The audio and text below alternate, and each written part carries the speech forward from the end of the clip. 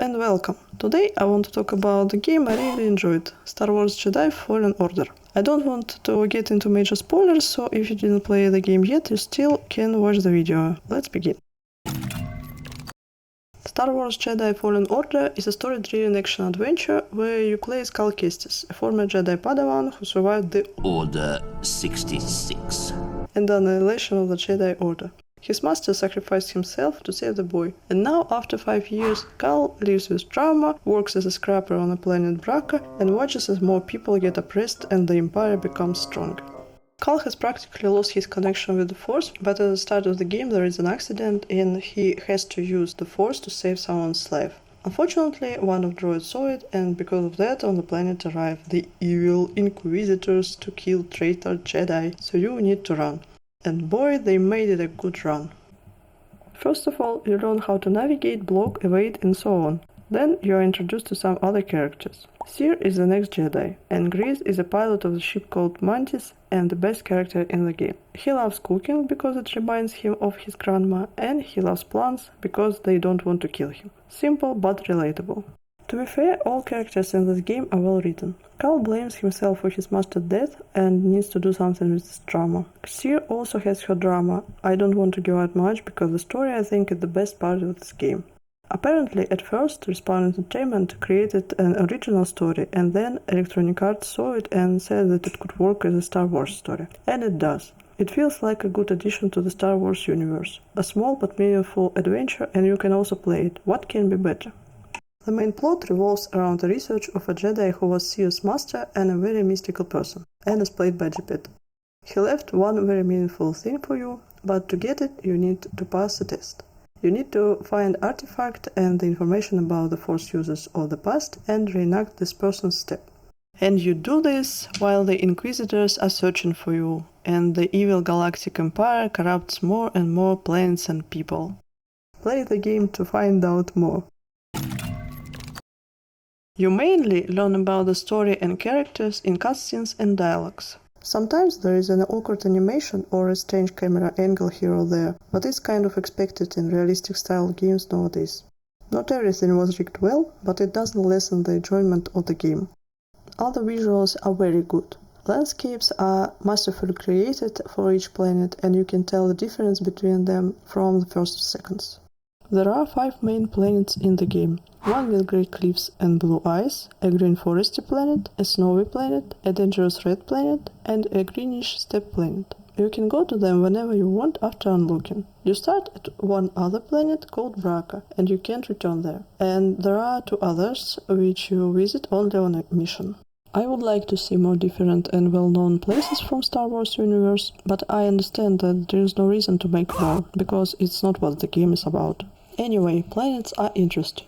You can find on them imperial constructions, ancient temples, tribal villages, raw nature, and all those locations are full of realistic-looking objects and textures, from ceramics and marble to plastic and metal. There was a strange bug with shades or textures, I don't know what it was. I cached it on Epic graphic settings, but then it reappeared on Medium, and when I switched back to Epic, it just disappeared. I don't know what it was or why it disappeared, but if you also have this bug, try to change settings and then change it again, it helped me. As for enemies, there are plenty. From nasty looking wormy things and stormtroopers to those ugly hellish spawns and Imperial special units who can dodge and block lightsabers attack. Also, there are mini bosses and location bosses, like Otko. Not this froggy guy. He looks as disgusting as it feels to be beaten by him. These bosses have more mechanics than usual units, more speed, more health, more everything. And location bosses you can just skip if you want to, but you need to beat them for the achievement. But some enemies must be defeated for the story to continue, so be prepared. I need to say a few words about music. Music is amazing. It absolutely matches with the epicness of the Star Wars and the individuality of this game.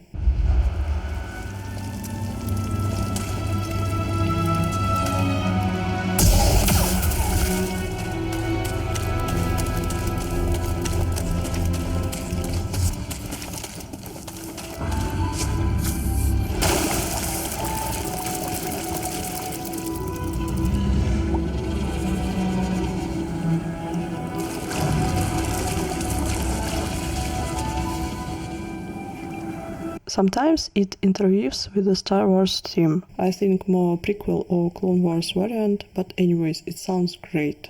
Other sound design is also on top in the game. Lightsabers, swoosh, dialogues, animals, noises, all of it done wonderfully. There are 4 difficulties which you can change on the fly, anytime outside the fight. And I think there is a spike in difficulty when you fight bosses. They are much harder than other enemies. So it might be very convenient to change difficulty when you once more run after a wipe. It's not a game with a score, so if you enjoy a challenge, you can get it, and if you've come for a story, you can just chill and play on easy mode. Cal starts with his master's lightsaber, slowing ability, block and evade. On the journey you learn double jump, push and pull, gain hidden steams and access to zip lines, and so on. Some abilities are about using the force, so Cal must reconnect with it.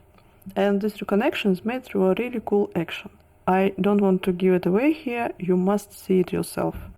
Many combos and tricks you can access via talents. While killing enemies or collecting information about the world, you are filling the experience scale, and if it's filled, 1 talent point is granted. Some specific talents cost more than 1 talent point, so you might want to plan. They are divided on 3 categories: Force, Lightsaber and Survival. All talents can be opened throughout the game, so you don't need to rush. My favorite ability is a lightsaber throw, and you can also learn the throw for a dual-bladed lightsaber.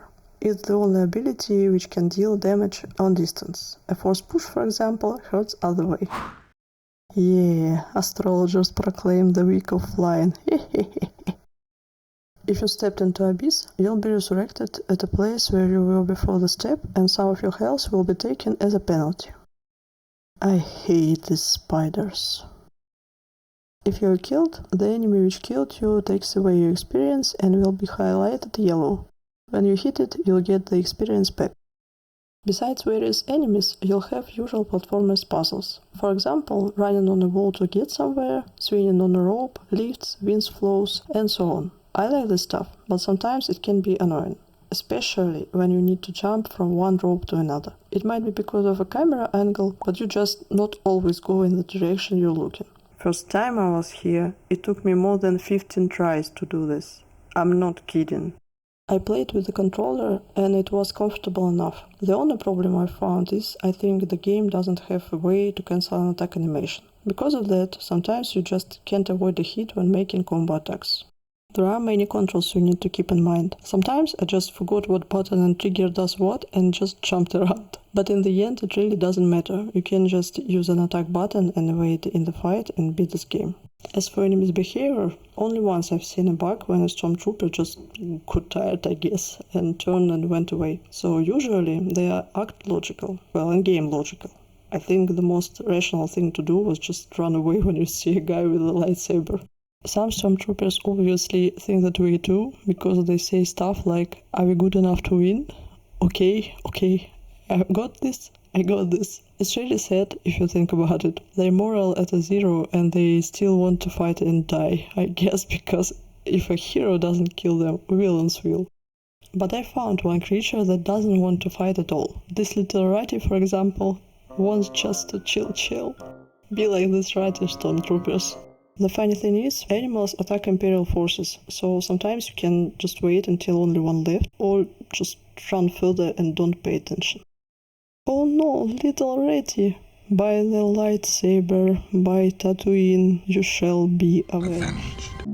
After you finish the main story, you can explore, find secrets and complete achievements. Sometimes it's useful if you forgot something or want to make a video about the game, but I personally prefer to finish the game when the story ends. After the completion, you can start a new journey, plus it will contain all cosmetics that you found throughout the previous play.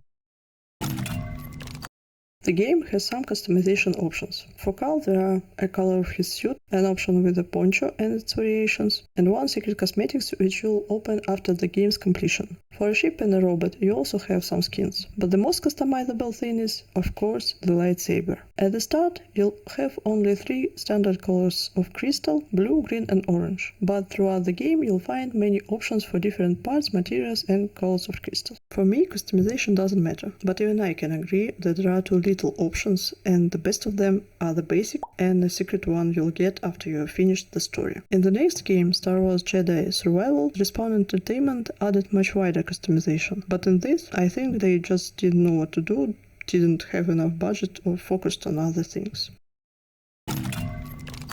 Overall, I just love this game.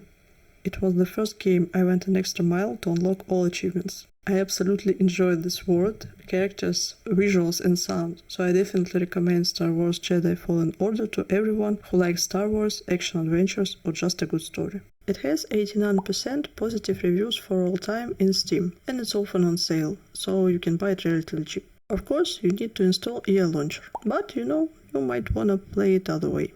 If you like this video, please like and subscribe, and leave a comment about the game or tell me what game do you want me to review next. Have a good day!